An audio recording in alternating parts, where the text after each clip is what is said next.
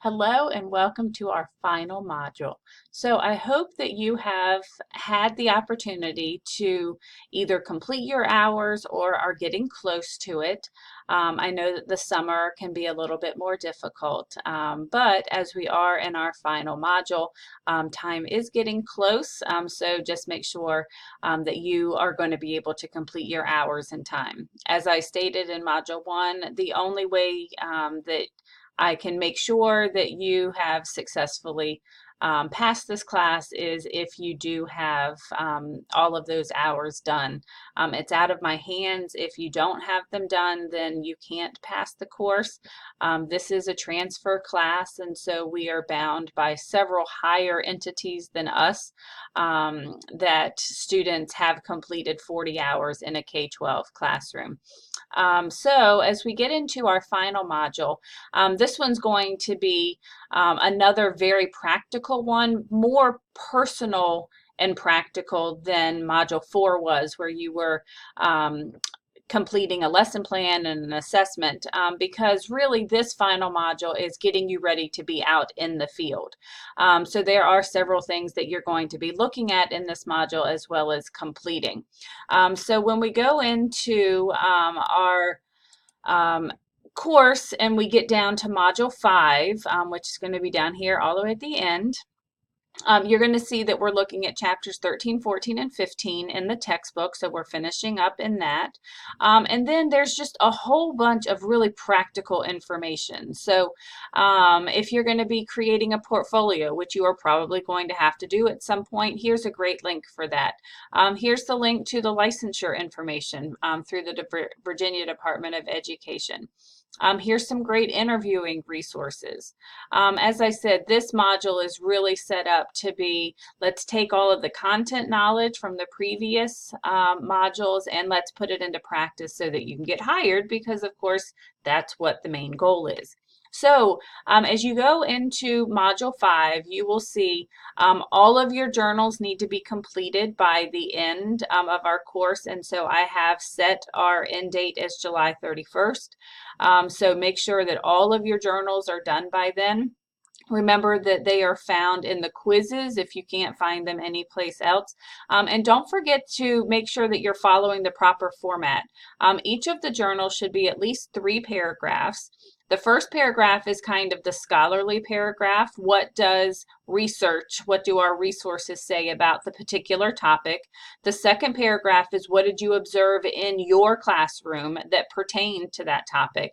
But then the third paragraph is going to be how are you going to use that information? So did you like what you saw? You want to use it when you're in the classroom? Did you not like what you saw? And this is what you would do differently.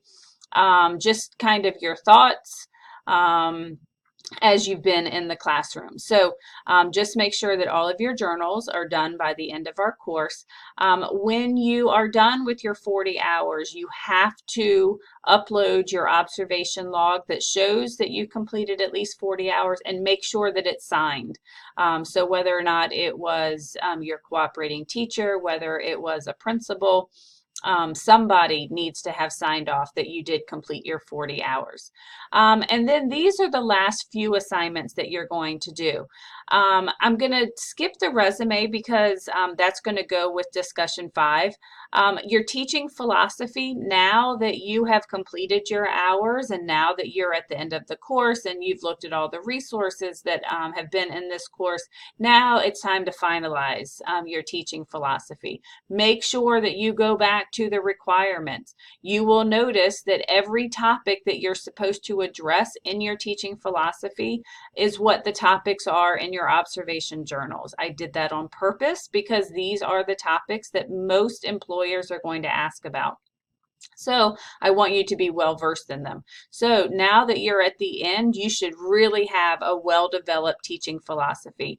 I would not have it more than maybe 3 pages, just because if there's too many words, employers don't read quite that long. So you want to make sure that it is very concise, but it also is detailed.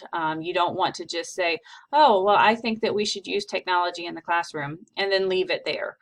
you need to be able to back up what you are saying. So when you are done with your teaching philosophy, then you will be submitting your final draft. There should be no comments on it. This is the clean copy that you would want an employer to read. The other thing you're going to do at the end is an observation reflection paper. This is going to be something that is normally between 3 and 5 pages, but it's basically a recap of what you saw, what you learned during your time in the classroom. So you're going to be starting off with kind of an introductory paragraph about where you were, what classroom you were in, what age group you were with, anything specific, like was it an inclusion classroom? Were there a lot of ELL students? Those kinds of things. And then you're going to take each one of the topics from your journals and you're going to kind of condense it into the body of your paper. And then, as always, make sure you have a nice conclusion that wraps everything up. This does need to be an APA format, which means it needs to have a title page. It should have a running head and it should have page numbers. And remember, page numbers are up in the upper right-hand corner. Your teaching philosophy, you do not need a cover page for, simply because the title at the top, that's the format that most philosophies use. They don't use a cover page. But for the observation reflection paper, this is something that I would like in complete APA format.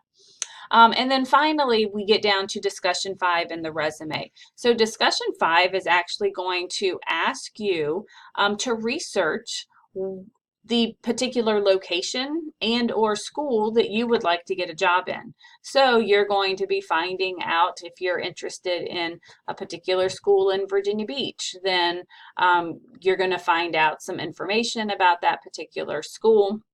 This is really where the rubber meets the road, because now you should have an idea maybe of what age group that you're interested in working with.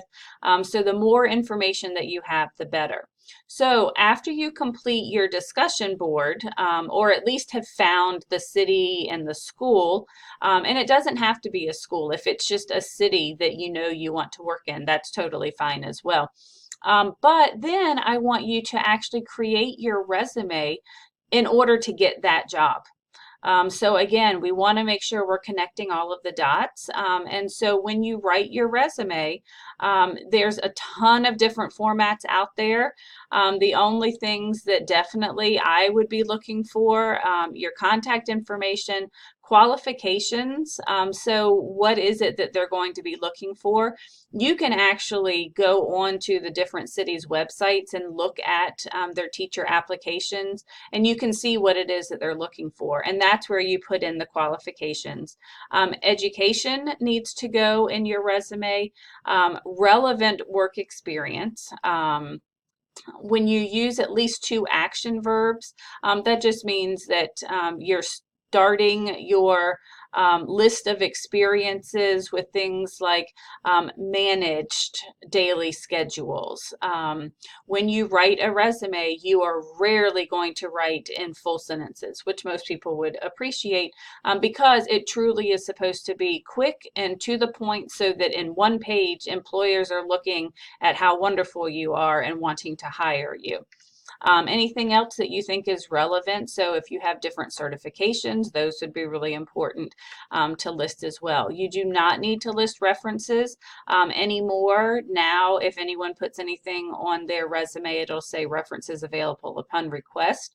But you don't even need to do that if you do not have room or you don't want to, because that's always something that you're going to have to include in your application anyways. But as I said, I want you to connect your resume to what you found as you were doing your discussion board, because that really is going to be so that you are so well prepared that if that particular city or that particular school called you for an interview, your resume is already relevant to them. You've already written your philosophy of education.